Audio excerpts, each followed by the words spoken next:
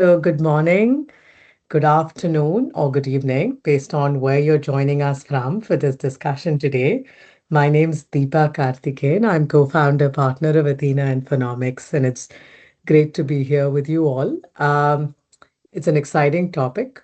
We're going to be, this is a initiative that was launched recently by the India AI Mission and which is part of the Ministry of Electronics and Information Technology at the summit in at the Global AI Summit in with a focus on advancing AI readiness and adoption in manufacturing MSMEs. This uh, is an initiative that's being delivered jointly by NISG and Athena Infonomics, and also in collaboration with critical line ministries such as the Ministry of MSME, Textile, and the Department of Pharmaceuticals and the Ministry of Fertilizers.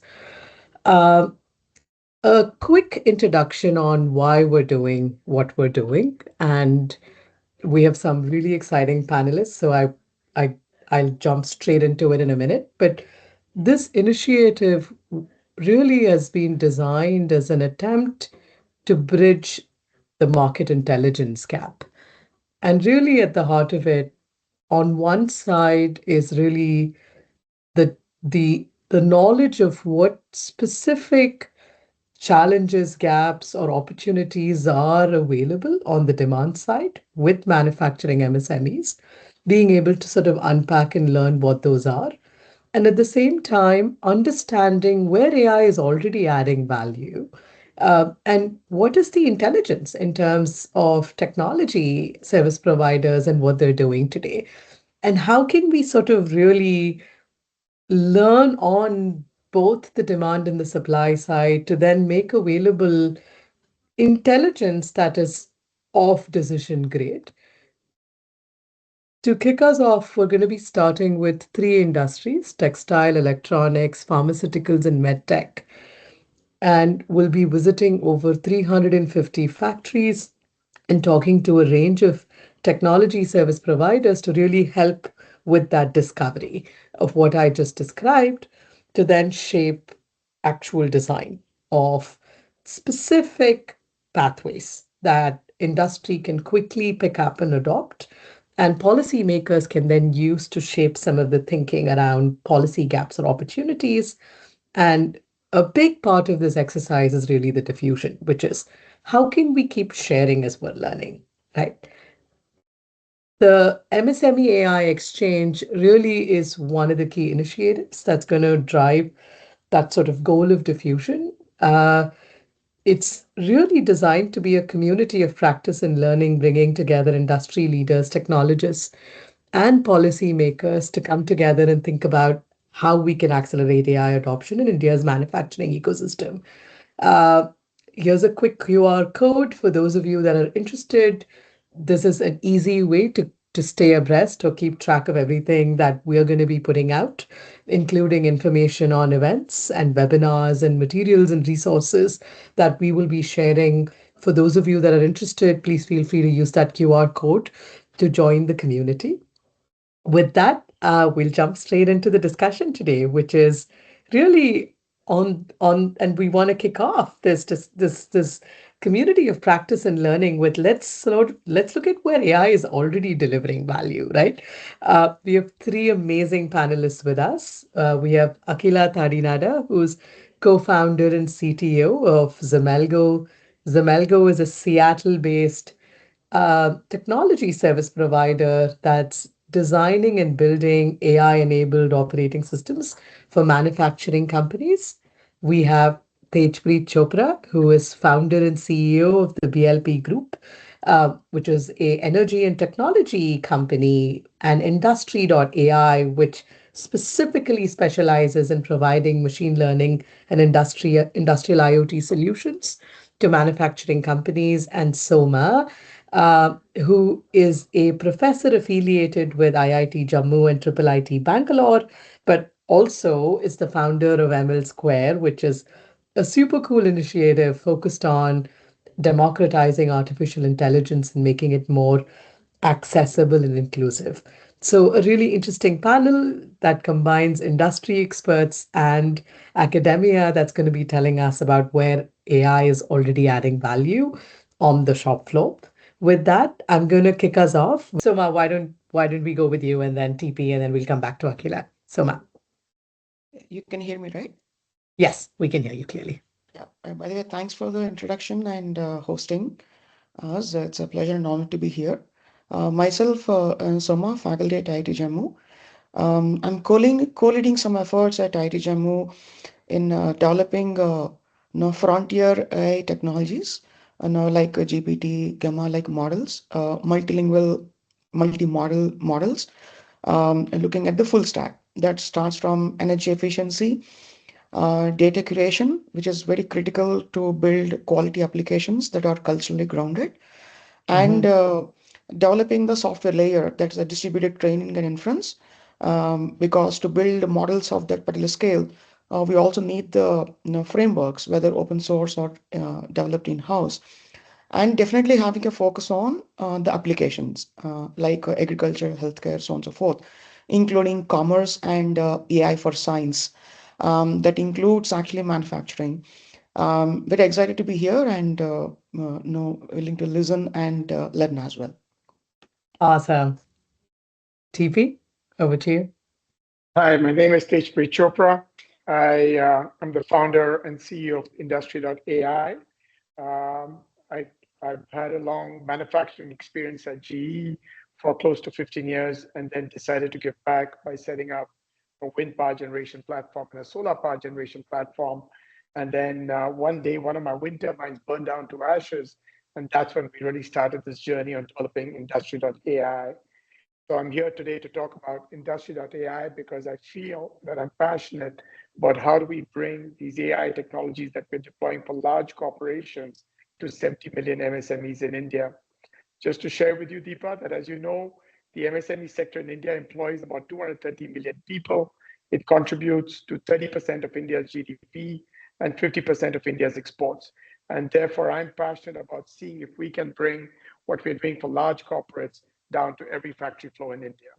Back to you, Deepa. That's that's amazing. And I mean, yeah, I can't wait to I'm sure everybody's waiting to learn more about all of the cool ways in which you're starting to think about and solve for some of these issues, TP.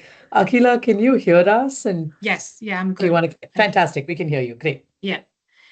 Yeah, so I think I was just saying, so yeah, I grew up in Jhansi. My dad used to work in BHL and we used to visit the factory quite often at that point of time. So I think that's really how my connection with manufacturing started. So like Deepa mentioned, I'm the co-founder and CTO here at Xemelgo.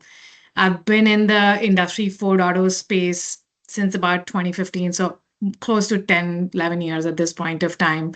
And we really started Xemelgo with the goal of simplifying adoption of Industry 4.0 for manufacturers. So prior to this, I worked at Hitachi, working with really big conglomerates, and a lot of these projects would turn out to be science projects, and nothing was really getting into production. So our one simple goal with Xemelgo was to make sure that we can create like Square like offering in this space where somebody can take these technologies into production and do that very, very quickly and get value out of it. So yeah, that's a little bit about us and excited to share more. Awesome. So, Akhila, just I'm going to kick us off with you. So when a factory, because you're an AI service provider, right? So when a factory turns up, what are they often solving for, right? Because I think it's really helpful to start with Yeah, what is the problem, right? What's the use case and what are we yeah, solving for and build up from there. So what is your typical customer struggling with? And yeah. where, yeah. I feel like for manufacturing forever, it's basically two problems. It doesn't matter. Mhm. Like every technology we've solved it differently, but how do I reduce costs and how do I sell more? Um, I think it's the same two problems that have existed since time immemorial. And then, the steam engine figured out a different way of solving it, and then electricity figured out a different way of solving it.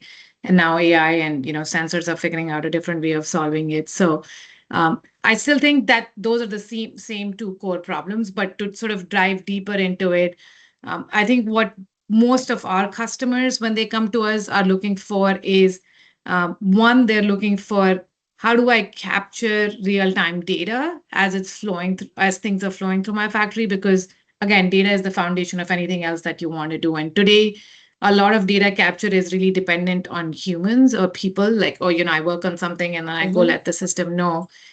So how do I do it in a way where I can actually start to collect real time data? Because then that can influence models. Um, and then allow people to use that data to make decisions. So I would say that's like one thing that we get asked about quite often. And then I think the second part of it is, okay, now that I have the data, what do I do with it?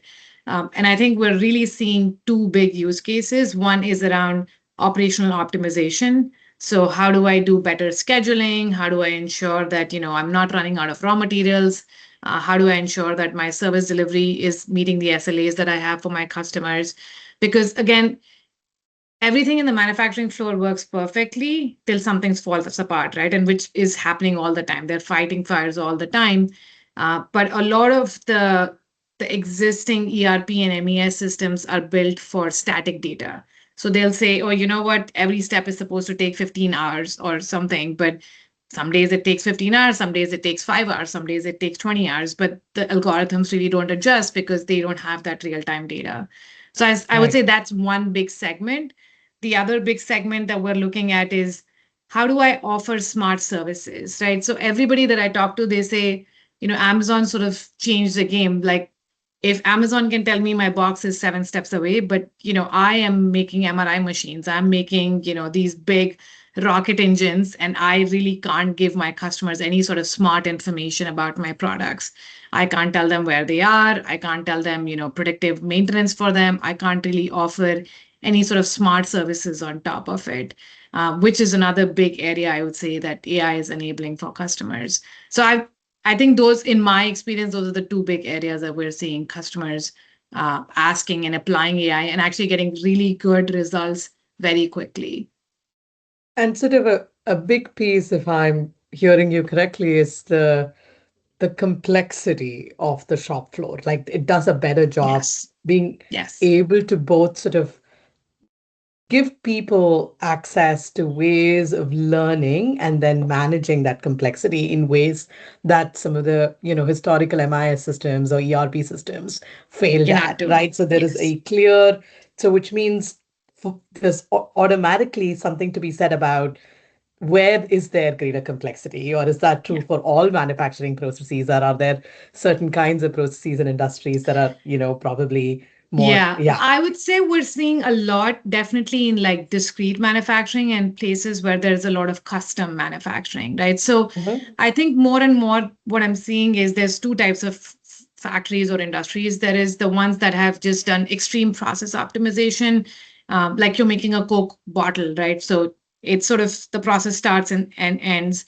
There's not a lot Mhm. of customization in there. But then I would say most MSMEs, the way they are functioning or making their profits is because they're able to offer the sort of customization which sets them apart from everybody. But the more customization that you add to your products, the more SKUs do you have, the more touch points that you add to it. It gives you a market leverage, but it also makes your processes very complicated, which is Interesting. really where we're starting to see a lot of value. And I think that is the future of manufacturing. If you read all of where people think manufacturing is going to go, it is going to become customized, right? Like a t-shirt for every Mhm. person sort of thing, right? Like my size versus Right. your size. And I want to be able to not fit everybody in the same t-shirt.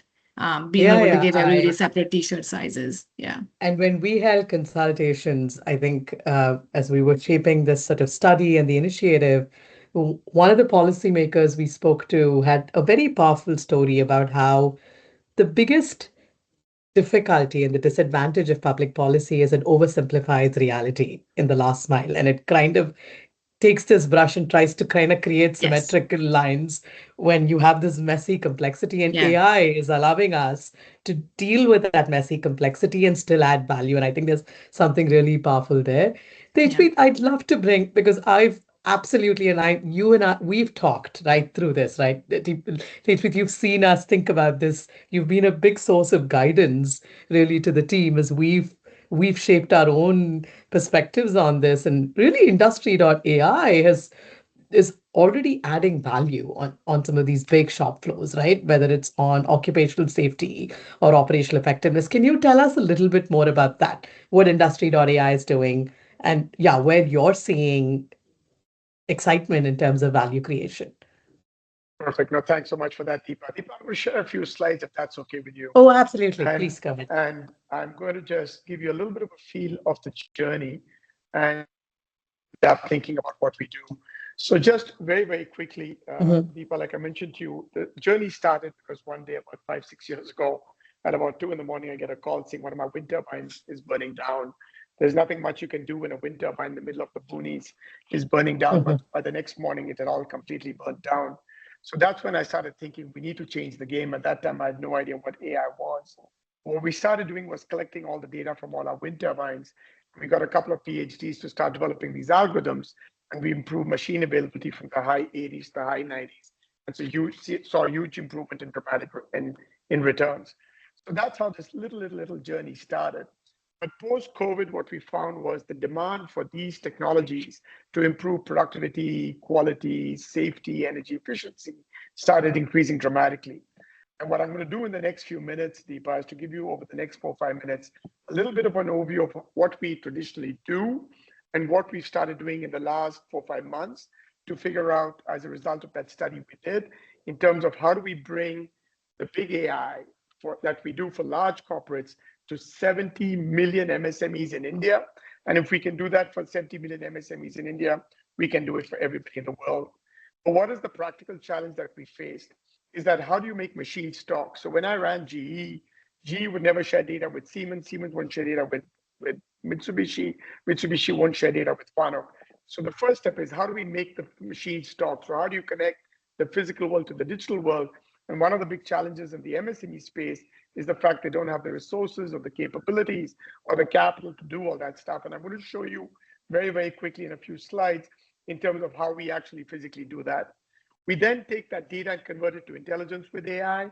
And now what is super exciting with agents is the fact that now we can really superpower humans or factory floor workers with these agents as well to drive, like Akhila explained, three fundamental things. Obviously, it's on the revenue side and the cost side, but it really boils down to three or four principal things. How do you drive productivity? Productivity could be OEE, asset maintenance, predictive maintenance. Two, how do we reduce costs and energy efficiency? And three, quality and safety. But what is super exciting is that now with LLMs and agents coming in, the speed at which we can democratize this technology for every MSME in our country is now in our reach. And I'll just quickly share with you how we think or how we believe there could be one potential way to make that happen. But what we are seeing around the world is $650 billion going in unplanned downtime. And there's a huge focus on sustainable manufacturing. And I think there's a lot that we can do. But as I mentioned, we started on the renewable side, but over time we found that the same challenges exist, whether it's in ports, oil and gas, retail, airports. So from connecting 600 cameras at Bangalore Airport to run the whole Bangalore Airport with vision, to digitizing some of the largest steel factories to drive throughput and productivity, or across a lot of these automotive and automotive component companies, they all focus on exactly the same thing. But then what we started thinking about in order to get that scale, and I think Akhila made a fantastic point, is that how do you go from customization to standardization and yet Mhm. drive that scale for 70 million MSMEs? And we started thinking that, okay, what if we create modules to solve a problem? So whether we created Predict for predictive maintenance in machines, Trust for vision, AI for safety and security, Conserve for energy efficiency, how do we create these paperless factors to drive OEE? So how do we create, or JEDI for enterprise intelligence, how do we create modules that provide a specific solution for a specific problem? And that is helping us now as we deploy it across the MSMEs. But like I mentioned to you, there are three critical challenges we need to solve. One is the connectivity challenge. How do we connect the physical world to the digital world? And physical AI is becoming a big thing all over the world. Two is then how do you provide all these algorithms and automate the process? But like I mentioned, this is the fundamental challenge around the world. While we all talk about AI, one of the most fundamental challenges is how do you get all the data out? And I think Akhila mentioned that as well, because large corporates that make machines, and I was one of those, we actually make all these protocols differently. So it's not that easy to get the data out. So at a very macro level, there are 4 elements to it. Now, we actually have to install sensors or gateways or connect the SCADA PLCs. You extract the data, which is the second box. You clean the data, ingest the data, scale the data, push the data onto the cloud, and then provide the intelligence. However, in all the studies we did with the MSMEs, one of the big challenges we found was there's a huge cloud fear. They don't have the ability or the cost or the resources to create this infrastructure of taking data to the cloud, processing it, providing all the intelligence. So one of the things we're trying to do is, what if we bring all that I'm showing you that we do on the cloud onto every factory floor? And I'll talk to you a little bit about that, and then create a digital twin. But what is super exciting is that now, for the first time, with generative AI coming in, you have the ability to communicate to machines and hear this conversation. This is for a wind farm in Spain. And we can do that for every MSME in the world, where now a proprietor or an owner of an MSME can communicate to a computer and find out in 1 minute which machine failed, why it failed, and how do we actually fix it. So here's a short conversation between a human and a computer to tell you for a wind farm in Spain. Okay, can you tell me which wind farm data you have today? Today, I have data for the Goritza wind farm. Okay, is there any actionable insights for me? Yes, there are several key insights from the April and May reports. For example, several turbines like WTG 03, 07, 10, 11, 12, and 13 showed underperformance.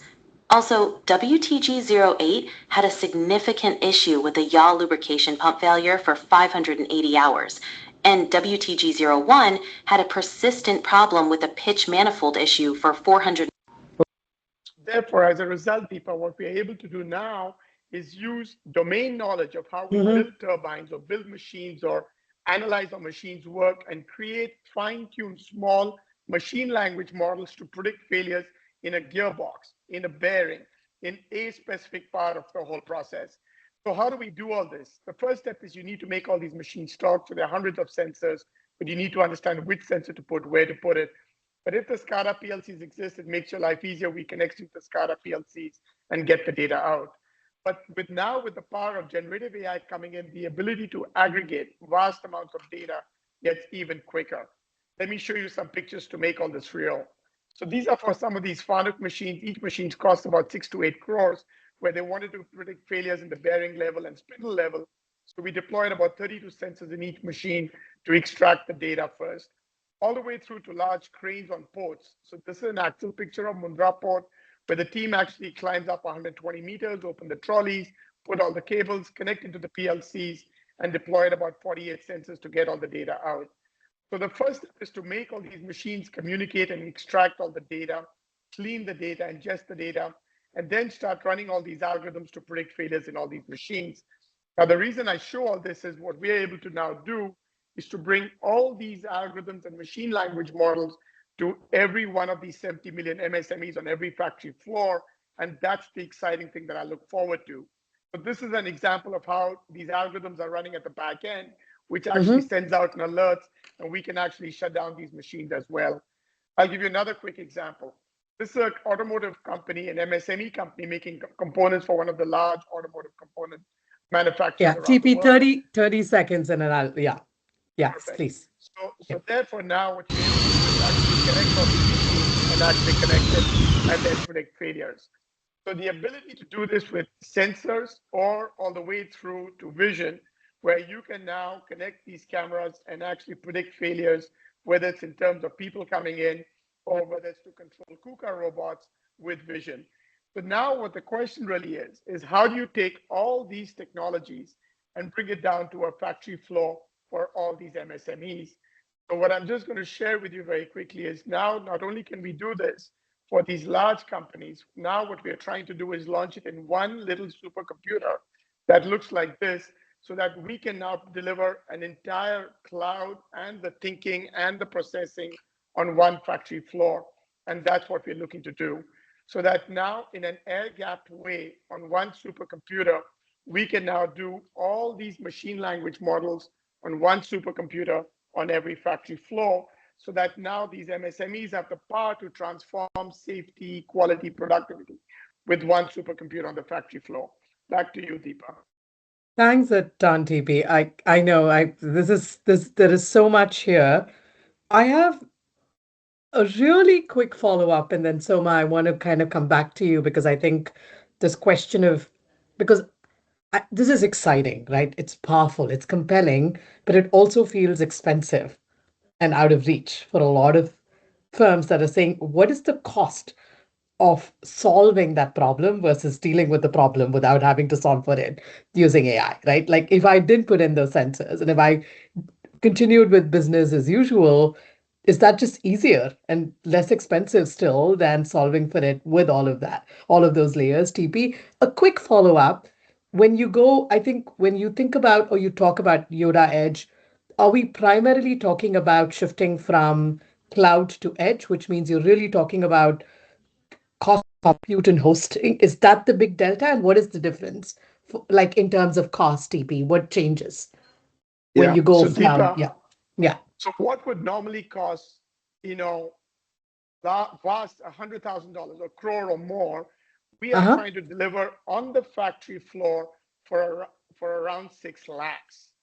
For 6 lakhs, we are Wow. giving a supercomputer with 200 billion model parameters on the edge. Wow. So what we are trying to do is make it really simple for a Mm-hmm. small MSME to figure out himself how to make it plug and play to extract the data from the machines into the supercomputer.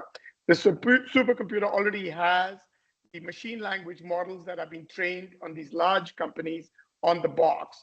So now in one little supercomputer, we can integrate from asset collection, from data cleaning, processing, from thinking, reasoning, and learning on the box, and you get the output. So we are keeping it Fantastic. completely air gap. You don't have to access the internet anymore. And for 6 lakhs in a small little subscription fee, you can do what normally only is available to very, very large corporates for crores and crores of rupees. Thank you. No, that is super exciting and super helpful. And I know for those of you, there's a Q&A feature. I do want to get, so there are, I'm sure several of you have burning questions that you want to ask panelists as well. So I want to get those in. So feel free to put your questions up and I'll try and weave them in. Soma, what else is exciting? You're on the R&D research side of things. What's going on in the research R&D world that you think maybe isn't there on the shop floor yet, but is either going to come up or is already has the potential for real world deployment? Yeah, what can you share with us that you think is exciting for small manufacturers? Yeah, sure. I think great insights by Akhila and TP. Maybe I'll just build on that one. Some points could be repeating. And what we're seeing on this particular side is I like to divide the manufacturing process into, let's say, pre-sales, production, and post-sales, or before manufacturing, manufacturing, and after manufacturing.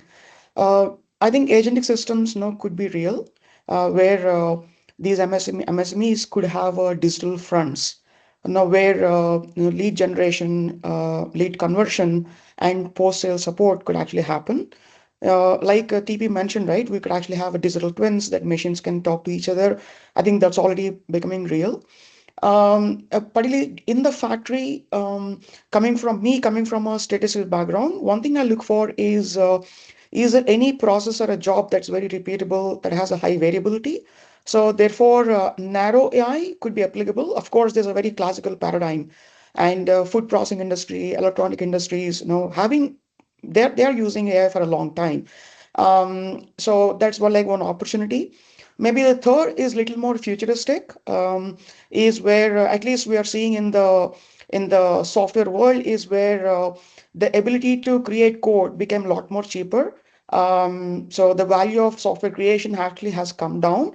I would see that if similar things could also be done in the MSME sector. For example, can you generate your design, very quickly, using generative AI, then as long as you have the corresponding the build process like additive manufacturing or 3D printing, right? That supplements your design process. And then perhaps you could do just-in-time manufacturing and customization actually possible. So the innovation cycles will get compressed. and industries could react to either changing needs or come up with the better products in a very quick time. So I think roughly summarizing, outside the factory, digital front trends where MSMEs could actually have a plug or foot into the door with respect to profitability, value chain, visibility, knowledge generation, so on and so forth. Inside the factory floor, it's like conventional. Look at narrow AI using VLLM, so on and so forth, or slightly more futuristic is where we could look at generative AI, more like you generate code. That's where I think models are becoming very good at. If that is supplemented with the build process, I think we are looking at very accelerated cycles. That said, these are like riding the AI wave in one way. The other is slightly be more careful and cautious. Another way to ride the AI wave is to keep the uniqueness. For example, if the customers are willing to pay for the premium, and imperfection is actually a desirable quality. With AI, with the repeatability, right? Everything looks at exactly the same thing, right? So how do you bring that uniqueness, artisancy kind of like a flavor, where instead of applying AI, you actually do not apply AI, where you take advantage of uniqueness, organically grown or whatever you call it, right? Maybe that's the other way to ride the AI wave. You protect your intellectual property, like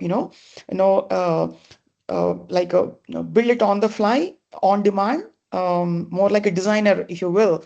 But that itself, could change thanks to generative AI, like coding tools.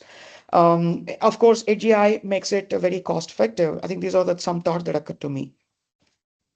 That's so, and I want to follow up, and Akhila, maybe because one of the things you mentioned, this is great, Soma. Thank you so much for that. But you talked about protecting intellectual property, and you still in the same context of not using AI. Akhila, isn't there a way for us or factories to protect intellectual property? Because is compromising data security a given when you choose to use AI, or are there ways service providers are being responsible and ethical about? Yeah, you're on mute, Akhila. I think if one thing the cloud wave or sort of the digital wave has done is definitely prepared companies, both small and large, in terms of data security. So, of course, Yeah. everybody is evolving with the AI space. So, I honestly don't think that it is a very educated IT audience for the most part, because I think the digital wave that everybody went through sort of forced everybody to learn things about data security. And because I work with large like corporations, I mean the amount of security screening that we have to go through even to like deploy like basic software is very extensive at this point of time. And this is small and large. I mean, I'm not talking about just major corporations. I'm working with like an old school steel mill right now.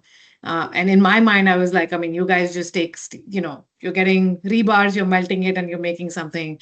The security questionnaire that I had to go through for that was just, it was pretty very, very strict. So I think from that perspective, I think most manufacturers have built up systems at this point of time that they understand data security. But I think to what Soma was saying is there is really the companies that stand out in every wave of technology is the ones that leverage technology to enhance what makes them uniquely them, right? So, and the ones that sort of taper off are the ones that are just copy pasting stuff or don't know how to and I think that's why I was saying like there's two ways of applying technology. Like one is just to do it like as a proof of concept or just to show it to your investors. And I've talked to customers who say, I'm just doing this because I need to show it to my investors that I'm doing something in this space. And there's a lot of that happening. But the ones that are really going to stand out are the ones that are looking at problems deeply and saying, how do I change my business models using technology? How do I change my operations using technology? Are the ones that are going to stand out because they are using their unique insight of their business and then applying technology to enhance that, right? So for example, I know that's very abstract, but I'll give you an example. So we work with distributors, industrial distributors. These guys are selling everything from like PPE to, Loctite sealants to paints and chemicals. At some point of time, that business is very commoditized, right? you can only have so many distributors, and the way they've sort of separated themselves in the past is, they'll offer on-site services. Like I work with a distributor that does all of inventory management for Nissan. And they've said, hey, like we will ensure that you have never a line down. And that's what the customer is paying them for. But even those services are now getting disrupted, right? Because the cost of it is going down every day. So what they switched to was they're now using sensors and AI to essentially offer smart sort of inventory stock rooms to their customers, which not just tell them in real time how much inventory they have, they're able to do real time projections, real time forecasting for all of the inventory and ensure that the customer never goes down, right? So now that is okay, you still have the same commoditized like industrial business, but the way you offer that service using technology has fundamentally changed. Everybody else in that space is still doing Excel-based forecasting to figure out, how much should I be ordering? What is the best rates that I can get off there? Versus these guys are running AI models to figure out, okay, this month, China is selling Loctite sealant cheaper, or that month Argentina is selling Loctite sealant cheaper, and they're changing their sourcing mechanisms, they're changing their, storage mechanisms, they're changing like how they distribute these things just based on analysis and models that they're running on this real-time data. So now you've taken your unique insight of what your customer wants, what their problem is, and you've applied technology to that, right? That is where you fundamentally can stand out using the unique insight that you have about that business. And it's going to be very hard for somebody else to disrupt it. So to me, I think that's really what it comes down to is it's not just, I'm going to apply technology to like for the sake of applying technology, but how do you use your unique insight about the business and enhance that using technology? And this is so interesting. So would you say, because there is now, I have this image of a company that's using Excel-based forecasting, that's in Yes. the exact same business, is also probably a Nissan supplier. And then here's Yes. another company that's also a Nissan supplier, but that decided to embrace technology to create a competitive advantage. And Yes. there, I'm assuming it's not, so there isn't an objective force factor, right, in terms of demand or compliance that's right, but it's really a tech forward founder that is Yes. willing and has the appetite to say, hey, I want to set aside and then I'm going to build and grow off of that competitive advantage. Tejpreet, does that resonate with your experience as well?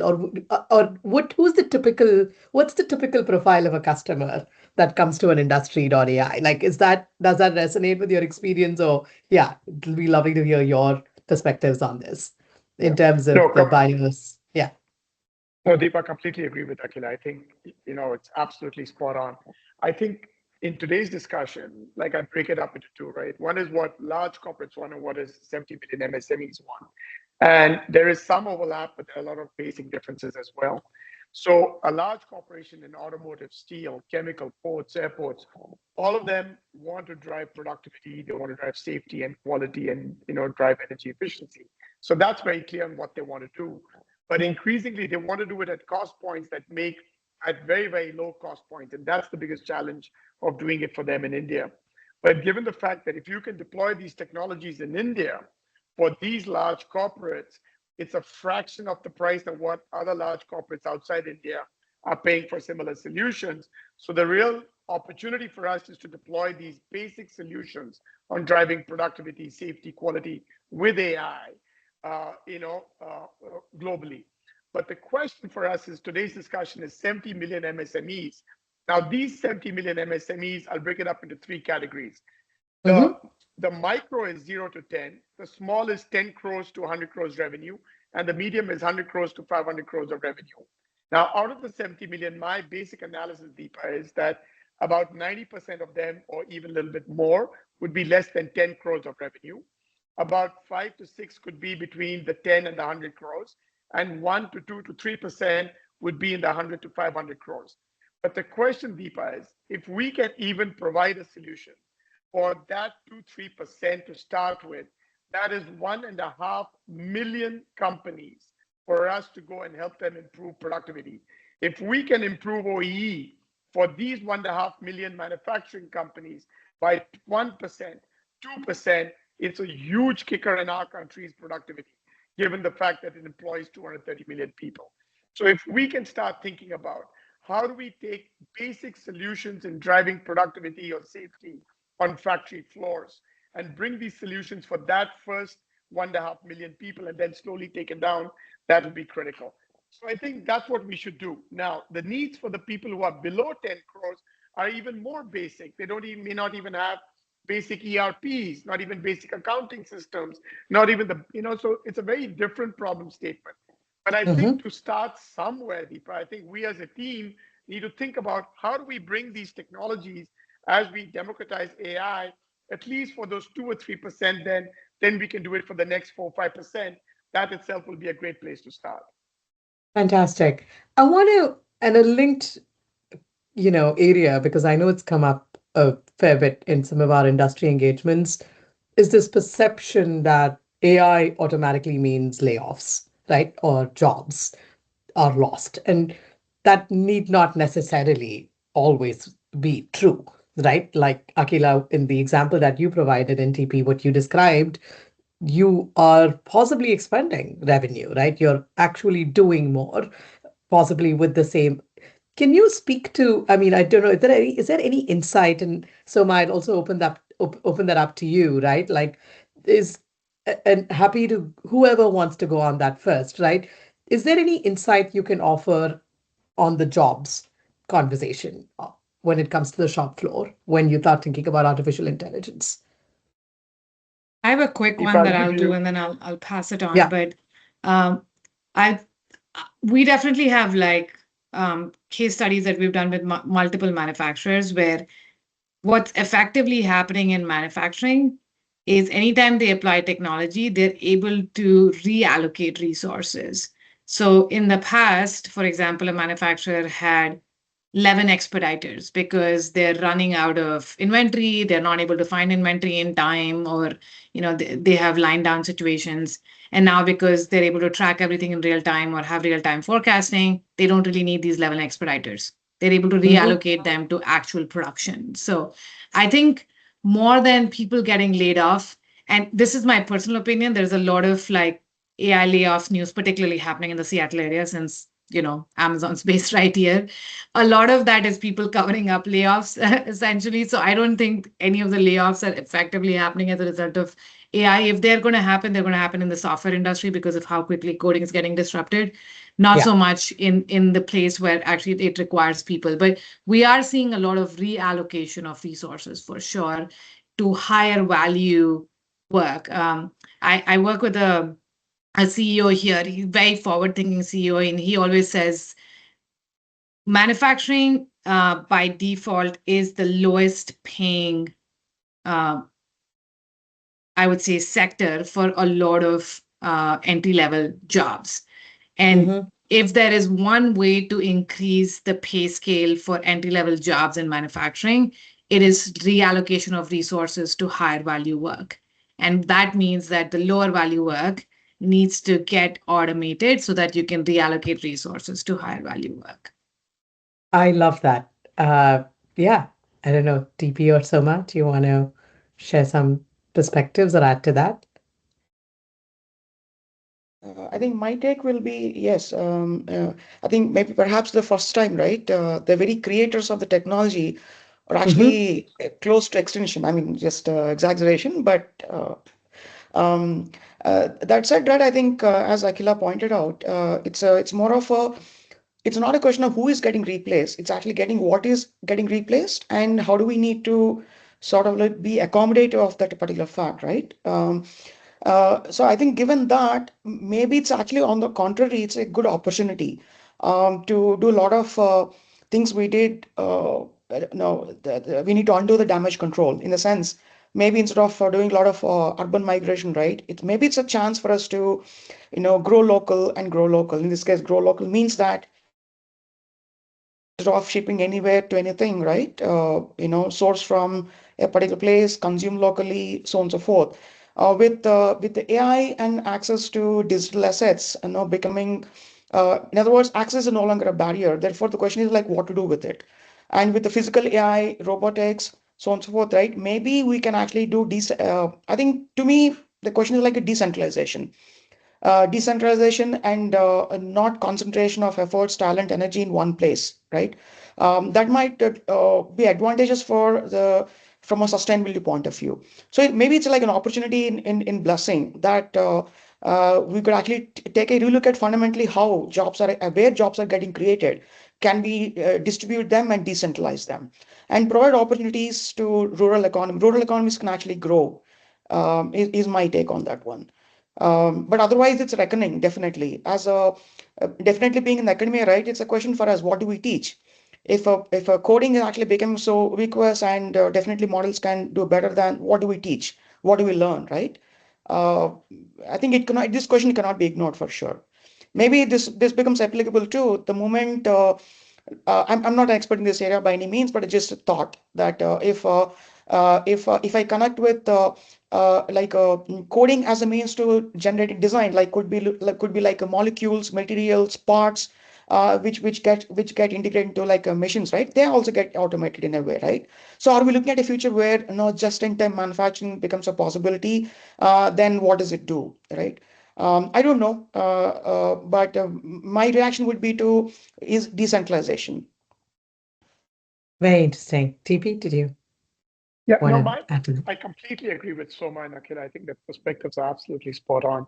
I don't believe that there will be, at least in the next foreseeable future, a replacement of people on the factory floor. I think what will happen is, at least in the Indian context, that we can make our factory floor people superhumans or super factory floor people.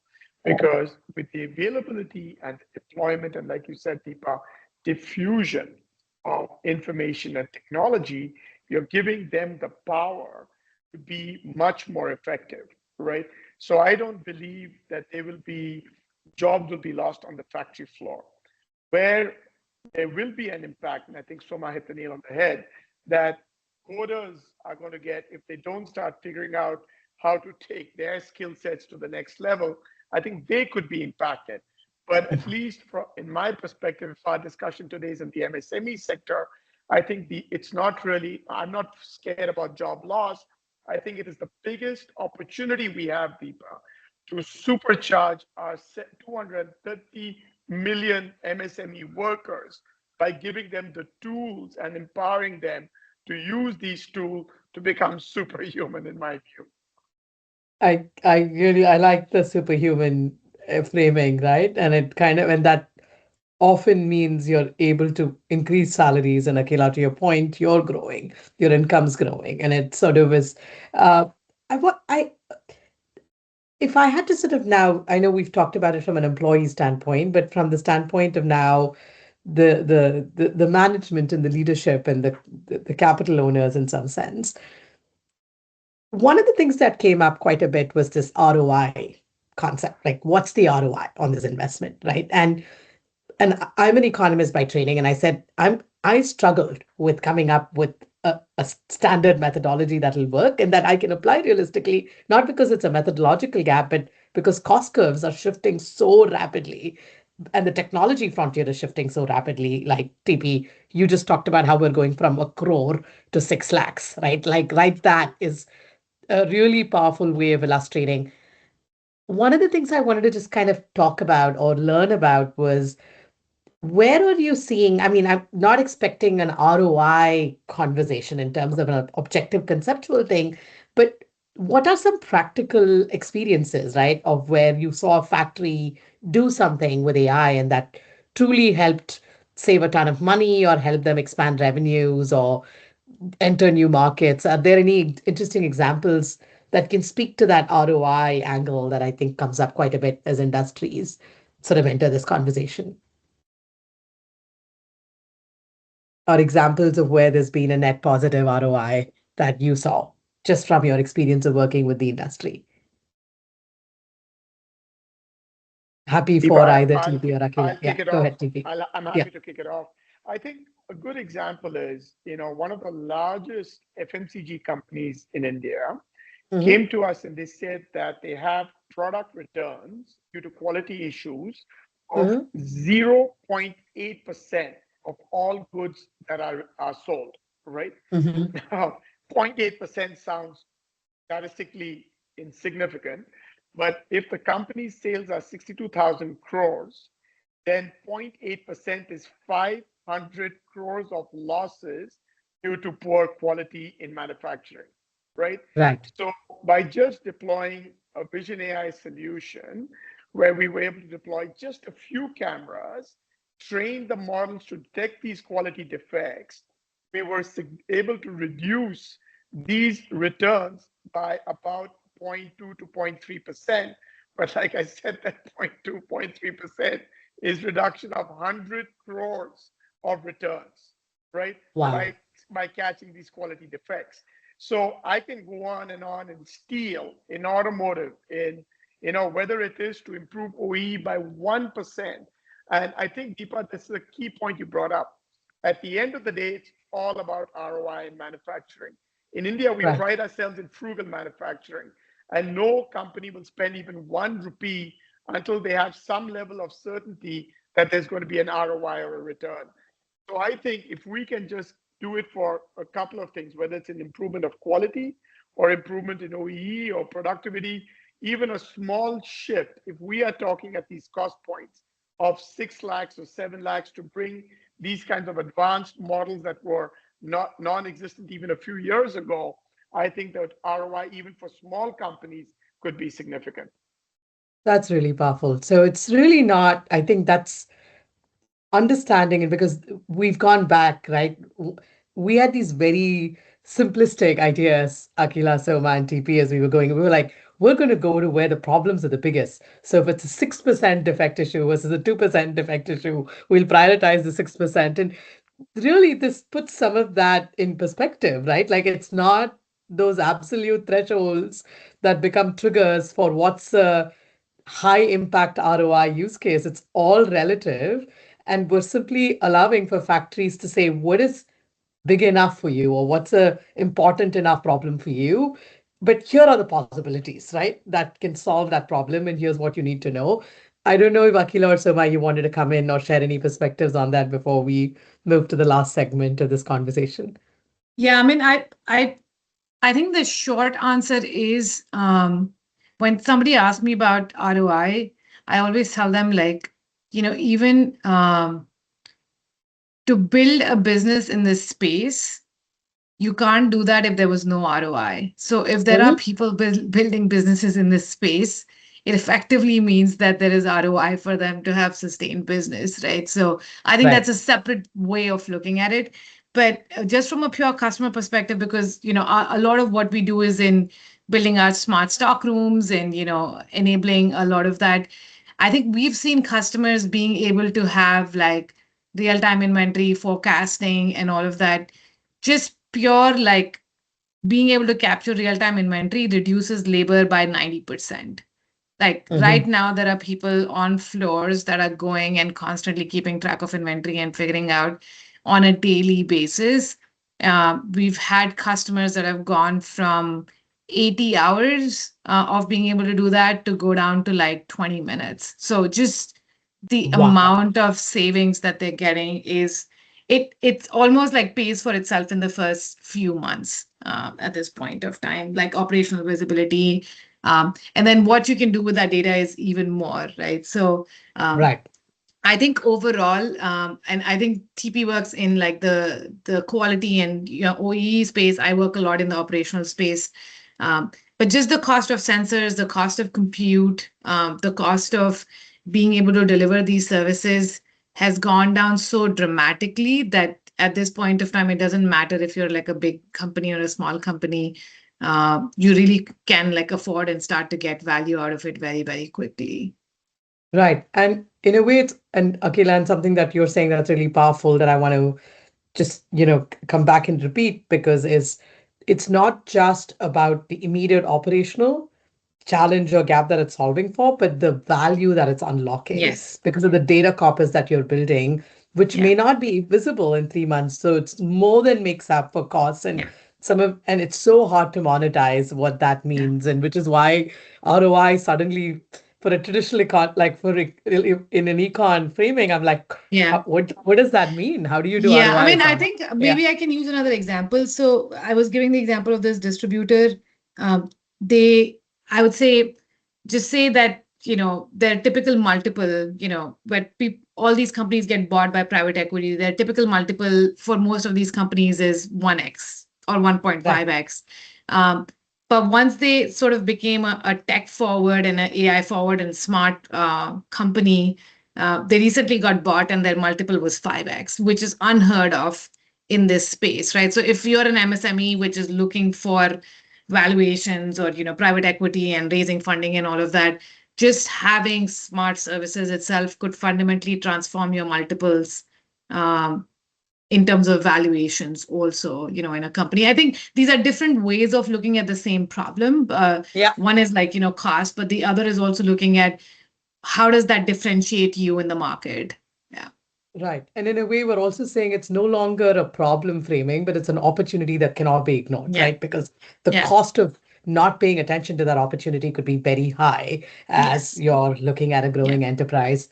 Yeah. I know we have 2 minutes in this conversation. I wish we had a whole. This is so interesting. I feel like, and I was, in my head, I'm like, this is possibly the only way we should do research through conversations and stories. I feel like we'd get to solving for some of these questions in far more powerful ways. If you had, I'm obviously, as a moderator, I'm going to ask you to solve all of the world's problems in 30 seconds, right? Like moderators do at the end of like a webinar. But what is if you had some practical advice for MSMEs for next 30 days? I'm motivated and inspired and excited about everything that you've shared. TP, Soma, and Akhila here. What can I do? Where do I start? What advice would you have? I don't know. Whoever wants to go first. And I'd love for all three of you to come in on that before we close. Akhila? Okay, I'll start. I would say I was recently on another panel here in Seattle, and I think I basically said two things. Like one was it not everything is like an ERP implementation or a big scale implementation, particularly when it comes to AI and industrial IoT. You can really start small. So think crawl, walk, run. You pick a problem which is a pressing problem and start with that. And it could be, have a small budget, a couple of lakhs, and you really can start to see value in that. I think the other that I am seeing a lot of companies do very successfully is to start using, ChatGPT, start using Claude to solve everyday problems, sort of like what Soma was saying. We recently had a manufacturer that was having a tough time trying to figure out how to capture information for where they were sourcing all the different suppliers. They just took all the supplier data, all the supplier pamphlets, everything, and threw everything in ChatGPT and said, hey, give me like a consolidated understanding of all my suppliers. 10 minutes later, what used to take people months and years to do, they had a consolidated understanding of all their suppliers, where they stood, what they were offering, and competitive offerings and all of that, right? So if there's one thing you can do, like pick a small problem like that and try using one of these technologies to see how it can fundamentally shift, how your business runs. Awesome. TP? I completely agree with Akhila that I think start now, start small. Don't try to go and conquer the world day one. We will fail. We failed. We will make mistakes and then scale. But I think it's very clear that MSMEs without AI or not using AI will stand at a significant disadvantage versus the companies that use it. Because the power of what we are seeing on the factory floor or in running companies, like Akhila mentioned, all these small little examples are so powerful. In fact, I sometimes feel the impact would be far more quicker and more significant for MSMEs than large corporates that have bureaucracy and structure. And so whereas in a small company, the ability to take something and deploy quickly and see small results and quick results would be more dramatic. Amazing. Soma?